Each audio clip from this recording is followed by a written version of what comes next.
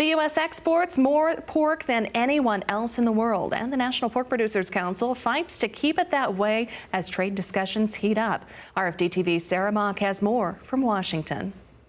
A new processing facility has dramatically expanded the nation's pork producing capacity when it started operations earlier this month.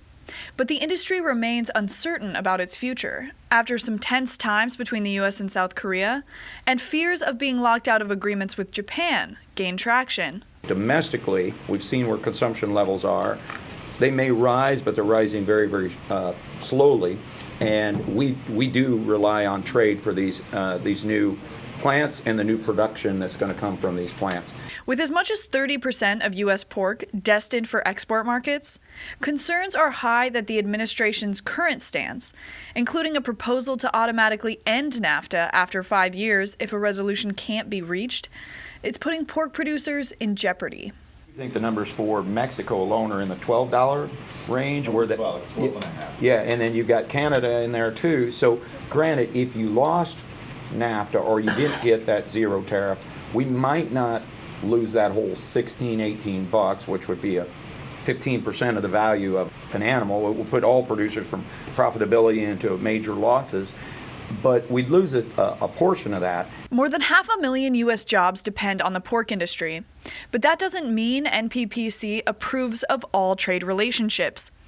It recently withdrew its support from an agreement with the European Union after comments from the bloc's leaders.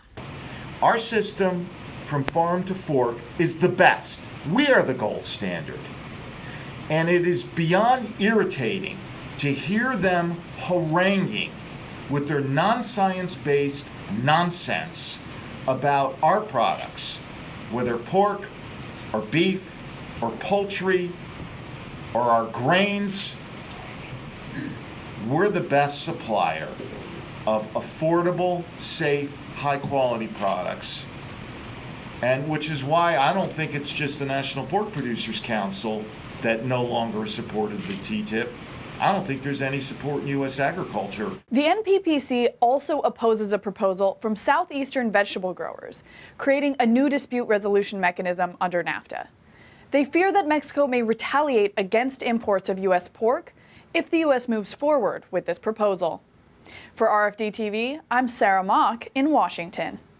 The National Pork Producers Council represents 43 state organizations in Washington, D.C. In addition to trade, the organization is focused on securing funding for a foot and mouth disease vaccine.